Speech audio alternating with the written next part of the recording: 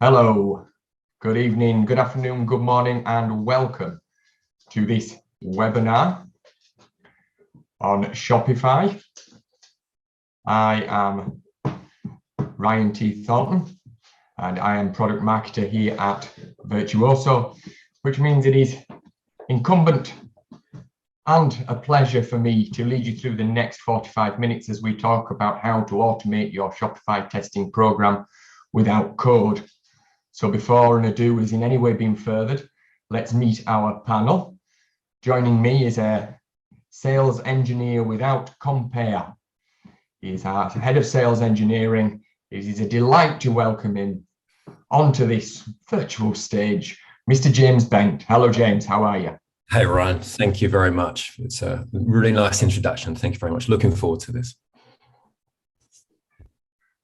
And now for our agenda.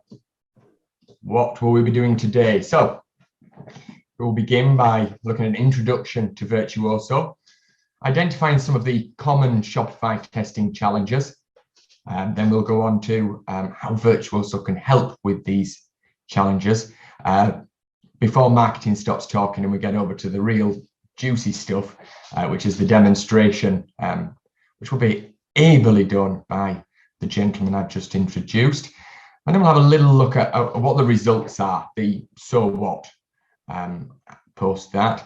And there will be a Q&A session. So please do add any questions you have in the question and A panel that is at the bottom of your screen or possibly the top. It's somewhere in the Zoom. One thing I should say before anybody asks is that this webinar will be recorded and will be winging its way to you shortly after. So, introduction. Ship gets done faster with Virtuoso. It's a true statement. We deliver test hyperautomation that empowers anyone to create robust and reliable tests for their web applications completely codelessly. And we are delivering on that promise of codeless test automation. I know that there is often a belief that dynamic apps will need code and codeless just doesn't cut the mustard. Well, we're here to show you that that has changed. It's a steadfast and easy to use platform that gives you a shitstorm, the good kind, to release higher quality software faster. So speed to test is necessary because the e-commerce market is booming. But how do we avoid a catastrophic success? Let's frame that by looking at some of the challenges that people face when looking specifically at Shopify.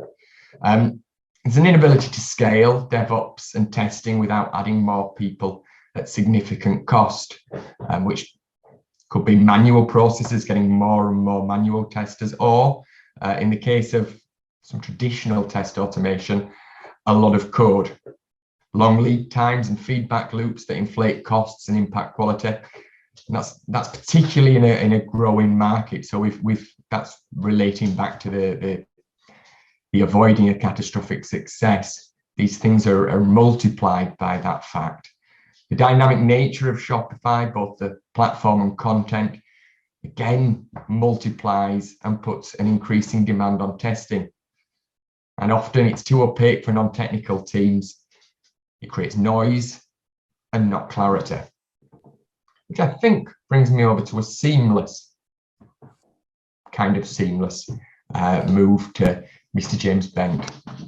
Yeah, thank you very much, Ryan. And we're very quickly going to get into the actual platform. So I know that's what everyone has really come here to see in terms of how Virtuoso actually, works to add value to Shopify customers. And before I sort of talk on how we do this, I mean, we have a whole lot of Shopify customer and engage with a lot of Shopify customers, both direct and agencies who develop Shopify websites. And we just know that, the market out there is fantastic in terms of how much business is scaling. But of course, that does bring real pressure in terms of being able to deliver high quality Shopify sites at speed and be able to assure the quality of those through testing. And so, in terms of what Virtuoso really does to aid this, and we'll sort of give a highlight in terms of just a few links here, but then we'll show you how this works by actually looking into the platform. it really comes under 4 key buckets, for testing, which is how do you author your automated tests and who can do that and when. We'll talk about that. How can you execute those tests with Virtuoso automatically? How can you report on testing outputs?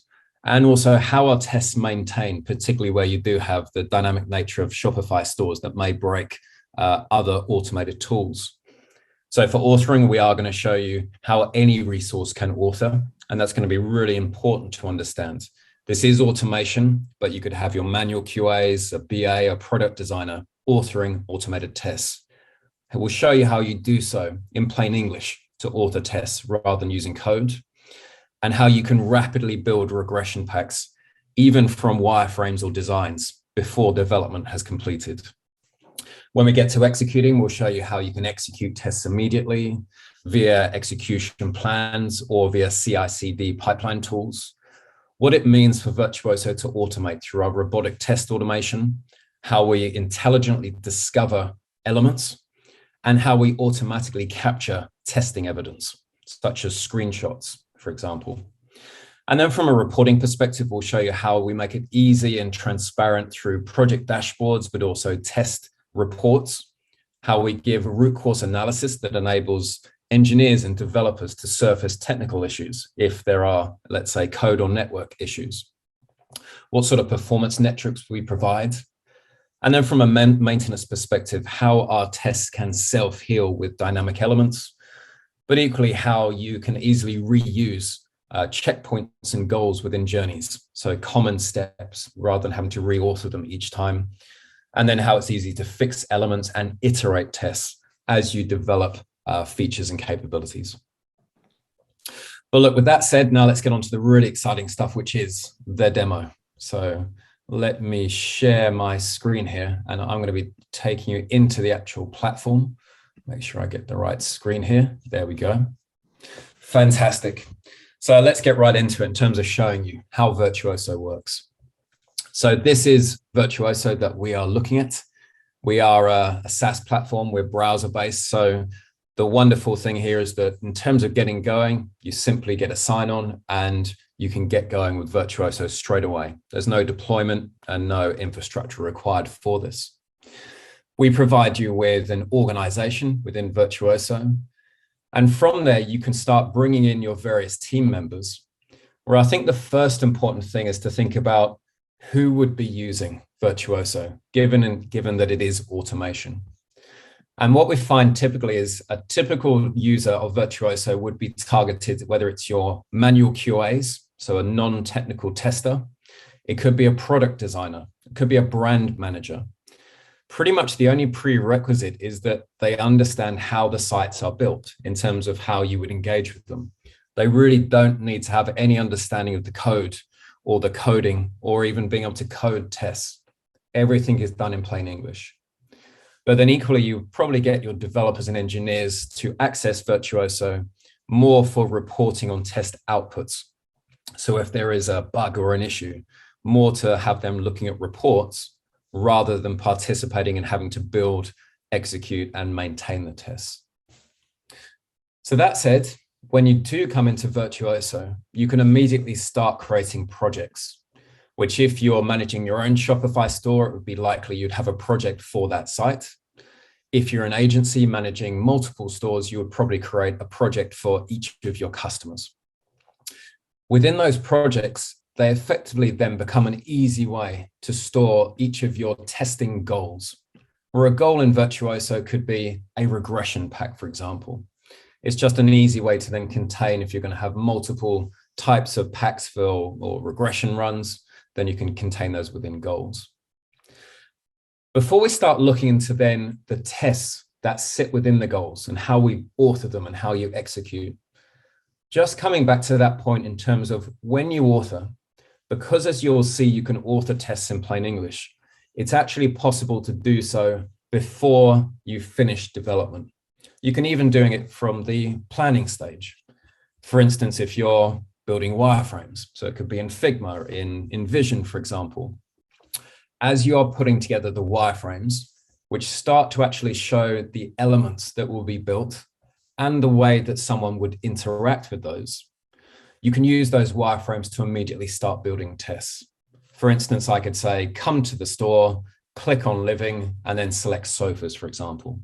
I already actually have the basis to start designing my tests. Now, if you're doing this with user stories or requirements, you could also do the same with those, but we do find wireframes are particularly popular, of course, when designing out Shopify stores. So thinking about this, if I'm starting to think about building tests at the planning, the design stage, to actually build my tests, I could simply come into my goal. I could add a new journey. So we call our tests journeys. And we do that because journeys are typically more end-to-end tests that emulate how users will interact with the site. So a very popular type of journey for a Shopify would be an end-to-end purchasing journey. So a user comes into the site, goes to the product page, puts it into the basket, goes through the checkout and enters their details. You could have that in a single journey. To actually write the steps is really straightforward. We use natural language programming, or plain English, which simply says that if I want to, let's say, click on the living button in the menu, for example, I can literally say, click on living, and then I may want to select sofas, so I click on sofas, for example. I'm literally writing tests in natural language or plain English syntax, so click on, write, standard interactions.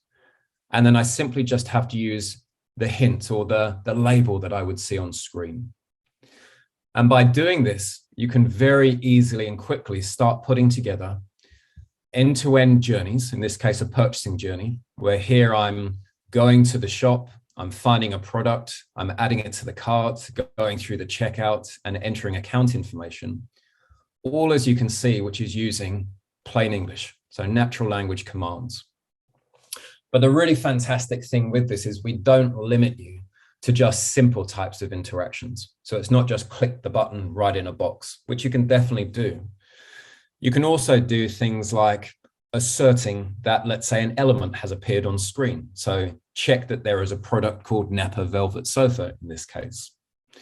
You could be storing dynamic data. So when I get to the product page, store the item price in a variable, so that when I do add it into the cart, I can then assert that the price in the cart is equal to the price that was on the product page. So you can start doing some actual validations to make sure that not only the platform works or the site works as expected, but that actually all of the logic and all of the way that things like pricing is represented is done correctly. We also have the ability for you to do these dynamic wait times. So if anybody has experience of automation, you may see that in a coded automation, you might say, wait 10 seconds because a page takes a bit of time to load. Now, this becomes particularly important if you're going to run tests in different environments, your dev, your stage, and production. Each of those might work at different performances, different timeframes. So instead of putting in the longest wait time based on maybe your development environment, you could say, wait either 20 seconds, which could be the longest time in development, or for your cart to appear. And if your cart appears in 2 seconds in an environment, then the test will move on. It's very dynamic to ensure that the test actually works at the pace of the site.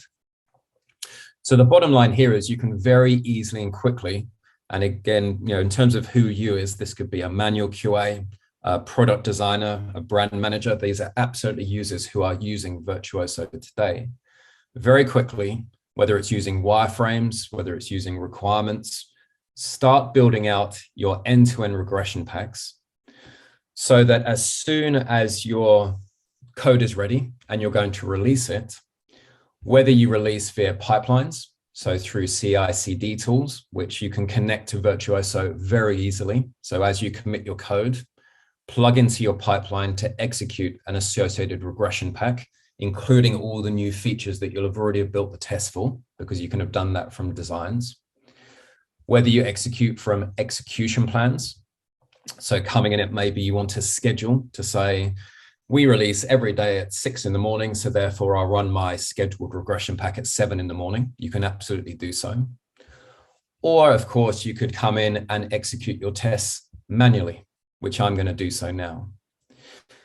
Now, as we execute tests, which I'm going to run this one right now, what Virtuoso is doing is this is our robotic test automation, where we are launching bots, which will go ahead and launch a browser.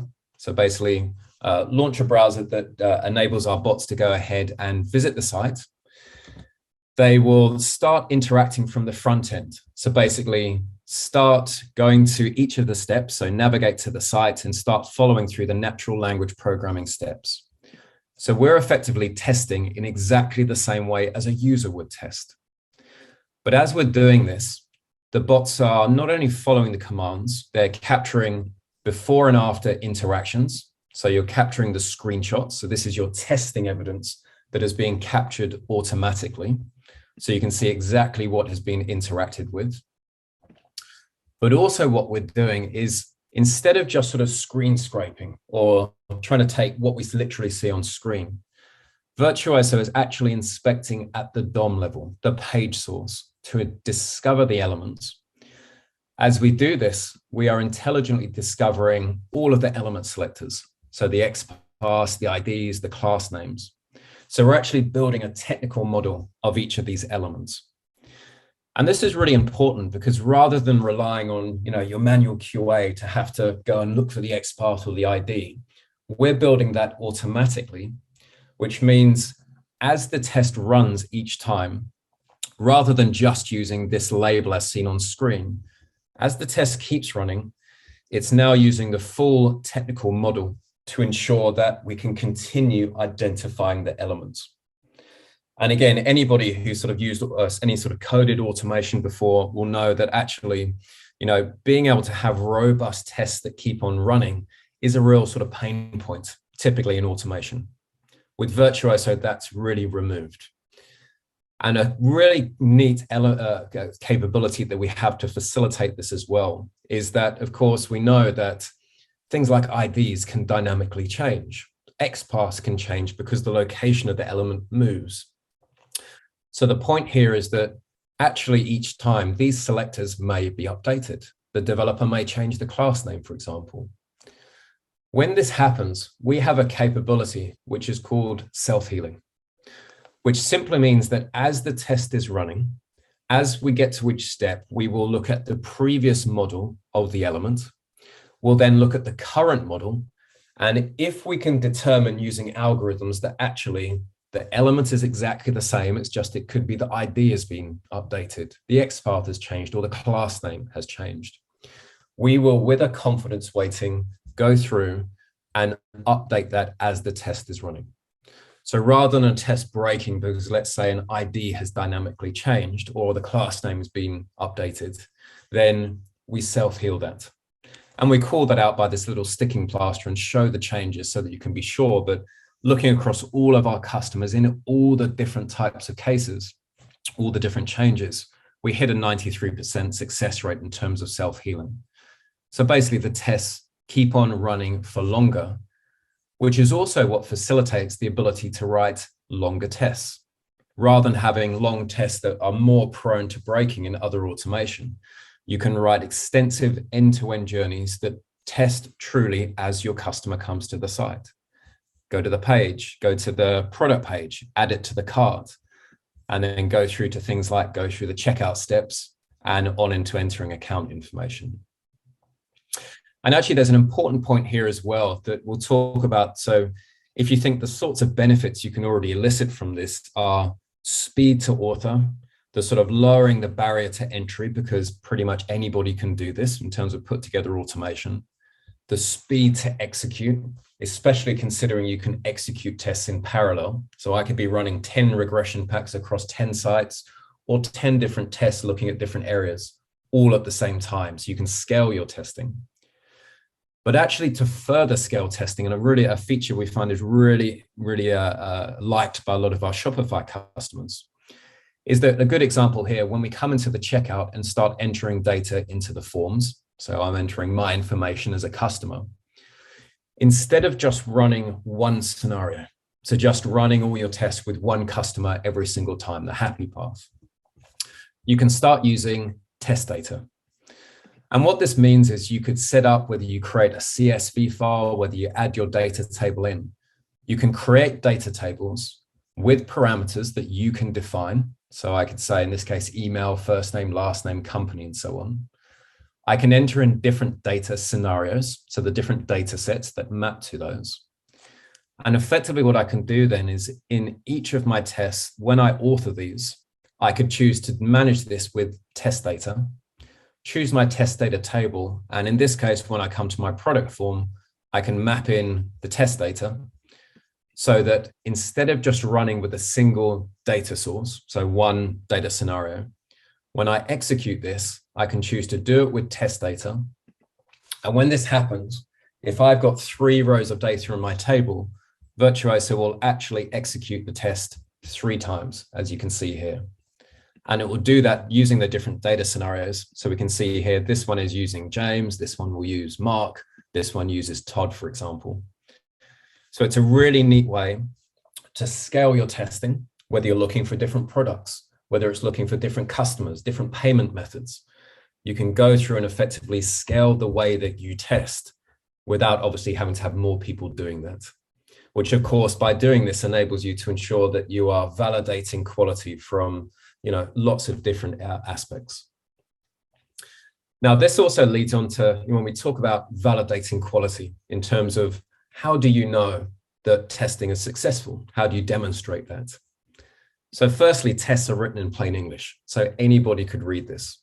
If you're an agency, you could even give access out to your clients with a read-only view that they could come in and look.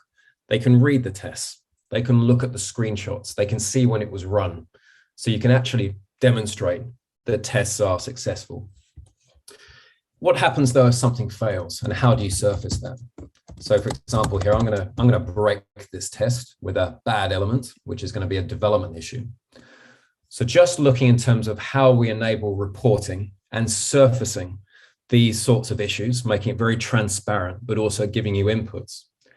What we're going to see in a second, it's going to look for this bad element, which we by nature, give it a few seconds, it might just be a delayed load. But what you will see in a second is that this bad element is going to cause the test to fail. It's a bug. When that happens, we're going to see that this step is going to go red, so it's going to fail this. Now you could surface that whether you're looking at the test itself or whether you're looking at the project dashboard. So you could go from a dashboard view, you could drill down into your goal view to see which journeys have passed or failed. Or in this case, I'm going to drill into the test view. I can now see it's clearly this test step that has failed. So I can click there. Now, firstly, in terms of socializing this, because this is automation, if you're running from pipelines, we could send a fail response with a link to the failed tests. You could have a Slack or a Teams notification or an email notification to this. So you can socialize it immediately. Anybody can come and see it's this step. They can read the test steps in English. They can see the screenshot. So they've got that context. But what we now provide is root cause analysis. And this provides, it could be to say that you actually now get your developers to come into Virtuoso, see where it's failed and get the context, see a summary of executions over time. So they can see, is this a common fail point, for example? But what we also provide to them is the page source. So a rendering of the DOM at the time the test was running.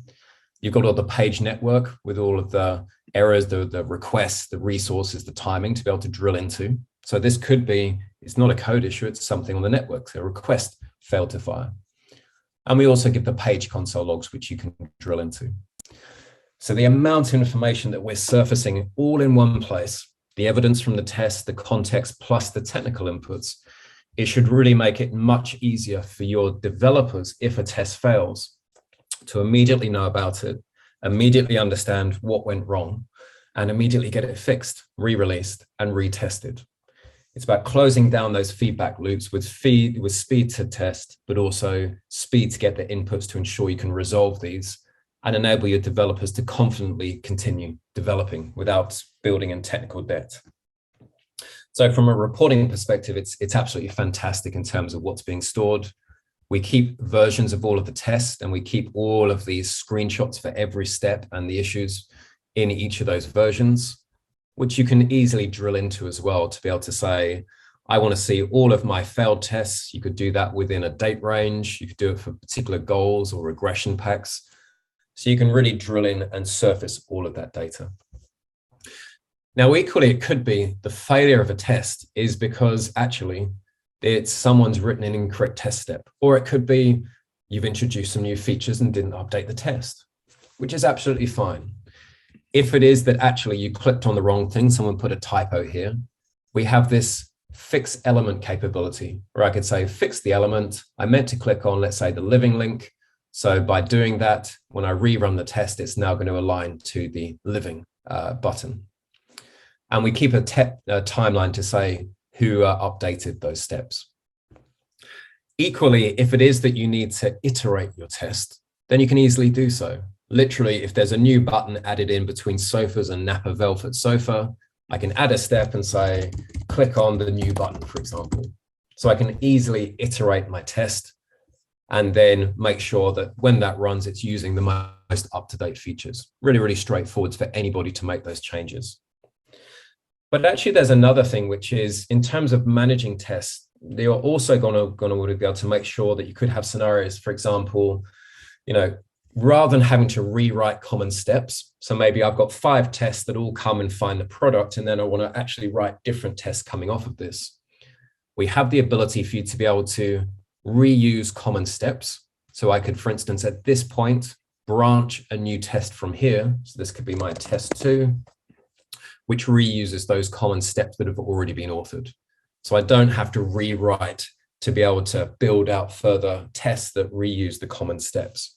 So it's great from sort of the maintenance in terms of adding additional packs or regression tests without obviously having to re-author all of your steps. Then I think really thinking about what more can we do? So just another couple of things which we find is really useful for the Shopify customers we work with. Firstly, as you can see on screen here, we are surfacing performance metrics. So when you run the tests, you may be successful in terms of the functional test, it works, it passes. But then you might get, your users, or it could be your customers, start complaining that, well, actually, it takes a long time for the page to load, or maybe it takes time for individual features. Even though they work, they take a long time. So we surface performance metrics, which you can get an idea. So in this case, you can see first time to byte is quite slow. Therefore, even though the functional tests work, maybe that's something to consider in terms of enabling the test to run faster. You can see for each of the test steps that run, we're capturing literally the run times. So you can see in this case, this step took 19 seconds. Okay, it's a development issue, but you're sort of surfacing, in this case, you can see it took almost 5 seconds to load the initial page. So maybe that's something to consider, even though it functionally works. Just to note as well, we do support running on different environments. So you can set up a dev, a test, and a production, for example. You can define these yourself. So you can actually run the same test on different environments. But we also support running by default through different grids. We can have browser stack, for example, where by default we run on a headless Chrome browser, but you could choose to add different devices, different operating systems, different browsers to be able to execute the test to do cross-browser compatibility testing. So there's a whole range of really great capabilities that are available to you, including one final thing I really want to share with you is the fact that we also have what we call visual regression testing. So for here, this is basically what we can say is that as you execute your functional tests, you could choose to capture snapshots. So literally for each page, snapshot at the DOM level. So snapshot the page source. When you've got your site set up into like your perfect state, so your design, your branding team says, we've got this one right, that's our baseline. You can set that iteration to be your baseline. So I could say, great, I want to baseline that. What that means is that as you do subsequent executions, you can re-snapshot, and Virtuoso will then compare the current version back to the previous version and call out any changes that have occurred on a visual basis, which means you can easily see here, this page has a very large degree of change. So I can open this up and see that actually someone's made a change to the product page and they've put the wrong photograph. Well, I should really get onto that and make sure that I get that fixed. And the great thing here is because we're actually, again, looking at the DOM level, this could be someone's removed a link, someone's changed images. It could be copy that's changed. For example, someone's changed the copy down here and the branding team hadn't approved that. So it's actually very dynamic. And we find this is very popular with the branding, the design teams who can come and ensure quality very quickly on a more UI basis, as opposed to just thinking about the functional testing. So look, through this, I hope you've got a really good sense through us showing the platform in context, particularly of testing Shopify, around that authoring, the executions, the reporting, and the maintenance of tests. And as we're going to talk about in a second, what that actually means in terms of the benefits you can really expect to receive from this based on the benefits our customers receive. So Ryan, I'll hand back to you to share the presentation again so we can just quickly talk on the types of benefits that our customers do see and that you can expect through using the platform. Okay, fabulous, James, thank you. And just before we do that, if James has left you wanting more and you'd like a personalized demo and like to have priority for us getting in contact, then I'm going to launch a quick poll now.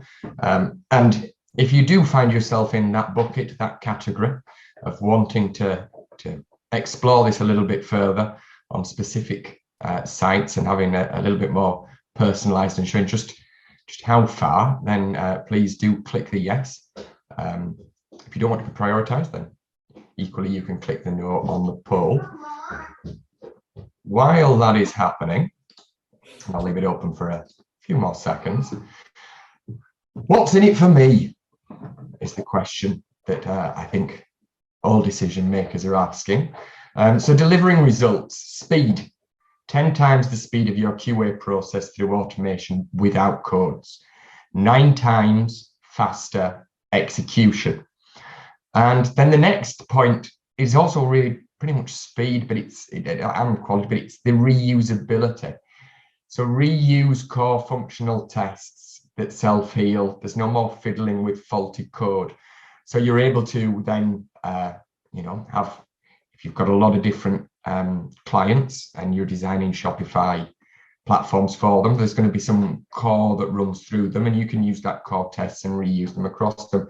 Savings, anyone can create tests with Virtuoso at lightning speed. You scale your business without soaring costs because you don't need a heavy engineering team or a massive manual testers. And quality, we deliver quality Shopify stores on time, every time. Which brings us rather neatly to our question and answer session. I'm going to end that poll in 5, 4, last chance, 3, 2, 1. And let's see what questions we have waiting. Okay, James, you're ready there. Absolutely. So I've got one here, and that is we have several iframes within a single page. How does Virtuoso know which one to take on? And equally, we have several buttons that are similar. How does Virtuoso and can Virtuoso know which to select? Yeah, and those are really great questions, and they're very common, not just for us, but through anybody trying to do automation, because they're typically real challenges, particularly the iframes, which for us, we just have a very simple way, a command that says switch to iframe, and then just say the either iframe, or if you know the ID, you can switch into that. And that's even if there are nested iframes, then actually it's really easy to be able to identify those, switch in to provide the context. The same as even you could have multiple tabs. So you could switch into different tabs, switch back and forth between them. So actually just through simple switching commands, you can easily specify where is it in terms of the iframes, tabs, and so on. Then onto the question around sort of being able to, if you have multiple elements. I mean, a classic one with Shopify is going to be add to bag, for example. So every product on the product page has an add to bag button. How do I know which one to click? Well, it's quite easy because you can simply give some context, such as look for the product title. So look for the velvet sofa. And then the next step will be click on the add to bag. And where basically the bots are contextually looking for the closest add to bag next to that element. It works very successfully. So actually providing context in that case, even in plain English, makes the test work really fantastically. And again, we have BAs, we have manual testers, product designers exactly doing this, which we have great documentation videos and a great customer success team to ensure they get onboarded really quickly and start running those tests. Okay, excellent. Brilliant answer, James. Thank you. So I can see the benefit and the power of this for the Shopify section of our business, but how would we ensure that the end user is receiving the information that they want, i.e. emails? So I think the questions around kind of, you know, we're testing the website, can we go external to that? Yeah, absolutely. So what you can do, if you can set up some testing accounts, I mean, there are some great testing email services where basically online emails that you can very quickly set up test accounts without really having to go through any sort of sign up processes. And through using those, you could imagine if you actually want to go, let's say a user signs up for an account, it's a simple one, and you want to send them an email, or an email is sent to be able to say, great, you're signed up. In that case, you could simply use your test email account, go ahead and enter it into the Shopify store, switch into a new tab and open up the test email provider, and then just look for the email, including be able to assert that, let's say the message appears, you've been successfully signed up, or go and click the link in that email to go and follow through. So we actually have great interaction, even things like being able to do SMS messages, which we know exist on the payment pages.